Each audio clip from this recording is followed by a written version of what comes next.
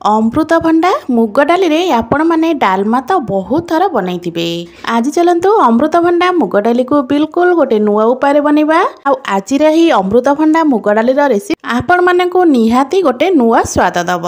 आज ही रेसिपी को आपण माने रुटी पूरी परोटा सहित भात रे मध्य खाई परिबे, बहुत बढ़िया लगता है। नमस्कार, मु रश्मि रश्मि यूट्यूब रे आपण समस्त को स्वागत। आशा करुच्ची आपण मानकु आजिर रेसिपी निश्चय पसंद आसिबो। तो एबे चलंतु स्टार्ट करिबा आजिर रेसिपी।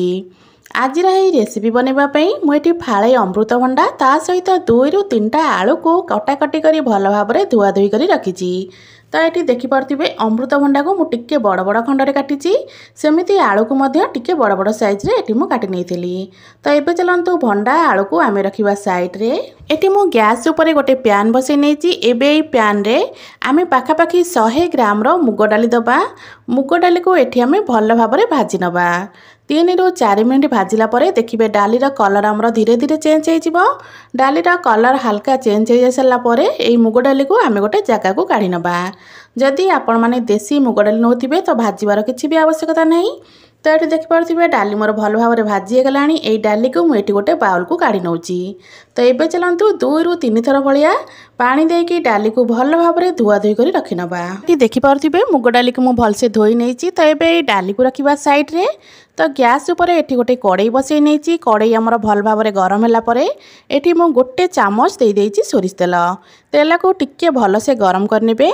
तेल आमर भल भाव में गरम हो सारा परे काटिकी रखिथिबा अमृतभंडा आलू को एठी आमे दबा। अमृतभंडा आलू को दे सारा परे आकु आमे भल भाव में भाजिबा, जेमिति कि आलू आ भंडा उपरे आमर हल्का गोल्डन कलर आसी जिवो। बस सेमिति गोल्डन कलर आसीबा पर्यंत आकु आमे एपट सेपट करके भाजिबा। गैस रा फ्लेम को एई जगह रे मीडियम ही रखिथिबे। मीडियम फ्लेम रे 3 रु 4 मिनिट आकु भाजिला परे देखिबे अमृतभंडा आलूर कलर आमर धीरे धीरे चेंज होबाकु लागिबो। तो ये देखिपे अमृतभंडा आलू उपरे आमर हल्का हल्का गोल्डन कलर आसवाक लगिलानी। तो बस आठू अधिक आमको आलू आ भंडा को भाजिबार किछि भी आवश्यकता नहीं। तो ये चलतु ये अमृतभंडा आलू को मु गोटे प्लेट को काढ़ी नौची। अमृतभंडा मुग डाली रे आपण मान तो डालमा बहुत थर बनई। अमृतभंडा मुग डाली को एमिति बनातु देखिए आपण मानक आर टेस्टा बहुत बढ़िया लगिबो। तो एबे आमे सेई कड़े रे देई दबा गोटे चामच सोरिष तेल।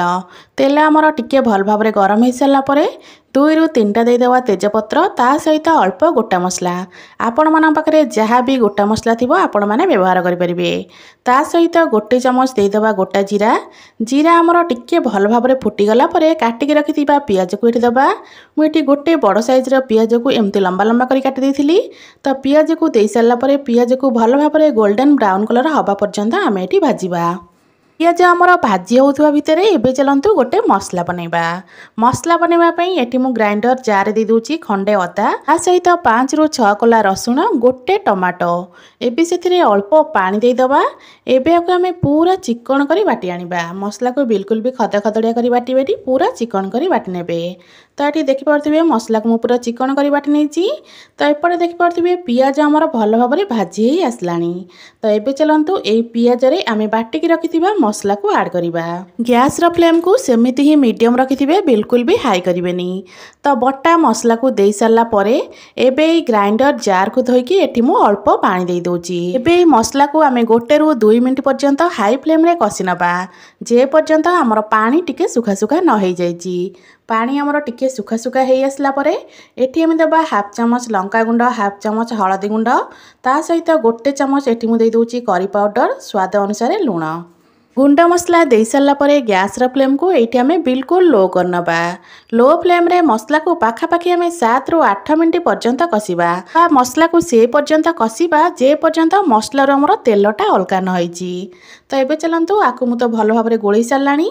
एबे आकु आमे कवर करनबा। कवर करके 7 रु 8 मिनिट पर्यंत भल भाव में कसिबा।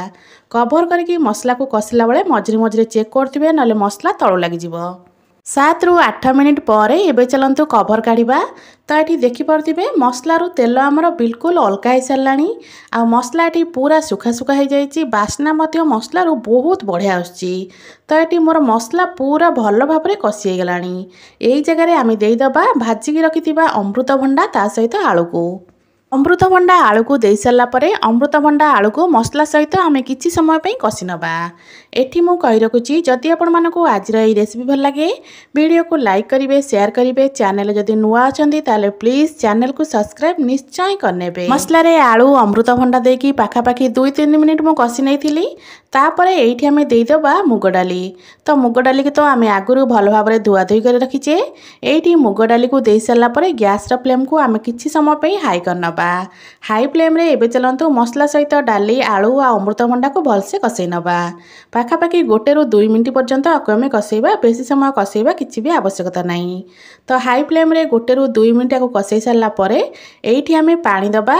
पानी देला बळे देखिकि देबे। जदि आपण माने एटा को भात रे खाइबे बनौथिबे तो पानी टिके अधिक देबे। जदि रुटी पूरी परोटा सहित खाइबे बनौथिबे तो पानी रो परिमाण एठी टिके कम कर देबे। एठी पाखापाखि हाफ लिटर भलिया पानी देइथिली। पानी देई सला परे गैस रा फ्लेम को एठी हमें बिल्कुल लो करनबा। लो फ्लेम रे याकु एबे कवर करनबा। कवर करके पाखापाखि 8-10 मिनिट पर्यंत आकु हमें भल भाबरे सिझेइबा। 8-10 मिनिट परे मुठी कवर काढी देखौछि। देखंतु पानी मु जेतिकी देइथिली पानी हमर पूरा अधा हो जाइछि। तो एबे चलंतु चेक करनबा आलू आ अमृतभंडा हमर भल से सिझिछि कि नाही। तो ये देखिपे अमृतभंडा आलू एटी मोर पूरा बहुत बढ़िया भाव में सिझी जाइए। ता सहित डाली भल भाव में सिझी जाइए। किंतु ये देखिपे डाली पूरा गोटा गोटा अच्छी। डाली एमती गोटा गोटा रहिले खाइबा को बेस भल लगी थाए। तो एबे चलंतु एथिरे देइदबा काटिकी रखिथिबा धनिया पत्र अल्प। ता सहित एठी दबा अल्प कोरा नड़िया। कोरा नड़िया आपण माने एथिरे अल्प देबे। देखिबा यार टेस्टा बहुत बढ़िया आस्ताए।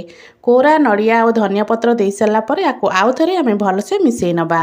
तो ये आमर प्रस्तुत हो गला अमृतभंडा और मुग डालीर मसला दिया सुपर टेस्टी गोटे तरकारी।